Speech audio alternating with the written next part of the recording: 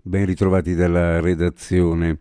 Sul corpo di Liliana Resinovic c'è stata l'azione di terzi sul contenuto della relazione medico-legale che i consulenti della Procura di Trieste depositeranno entro il 15 dicembre. Viene mantenuto il massimo riservo.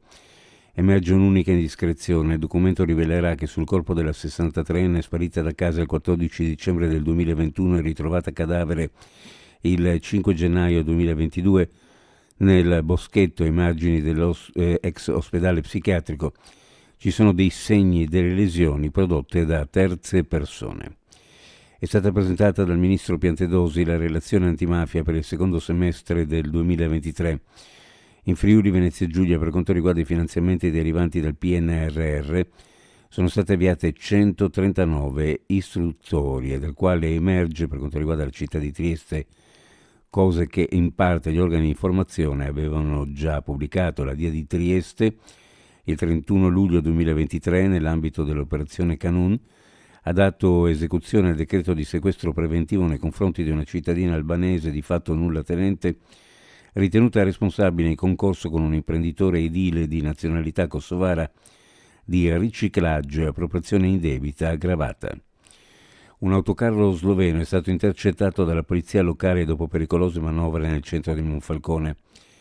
Il fatto è avvenuto lunedì. Un autocarro immatricolato in Slovenia, ignorando i numerosi divieti di transito per motocarri sopra le 3,5 tonnellate presenti sul centro cittadino, ha percorso via Fratelli Rosselli e, giunto all'altezza del parco Unicef, ha eseguito un'inversione di marcia, procedendo contromano lungo via Fratelli Rosselli fino a Viale San Marco, obbligando quindi gli automobilisti a manovre di emergenza per evitare incidenti.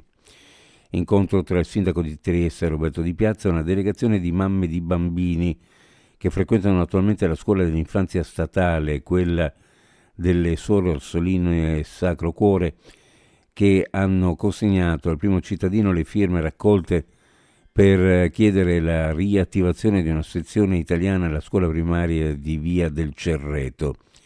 Si tratta di una questione annosa che è cominciata nel 2001, ossia quando il ciclo scolastico in lingua italiana venne soppresso. Da allora è in funzione soltanto la sezione slovena con 75 alunni iscritti. Ieri, hanno riferito i genitori, il sindaco di Piazza ha proposto la costruzione ex novo di un edificio scolastico, facendo trapelare che lo stesso potrebbe sorgere nell'area del terrapieno di Barcola o in Porto Vecchio. Uno sguardo alle previsioni meteorologiche. Cielo nuvoloso, possibili deboli precipitazioni sparse sulla zona montana, nevose fra i 1000 e i 1200 metri. In giornata cielo in prevalenza variabile, possibili nubi basse o nebbie sul Tarvisiano. Bolla moderata sulla costa e sulle zone orientali, sostenuta su Trieste e sull'Isontino.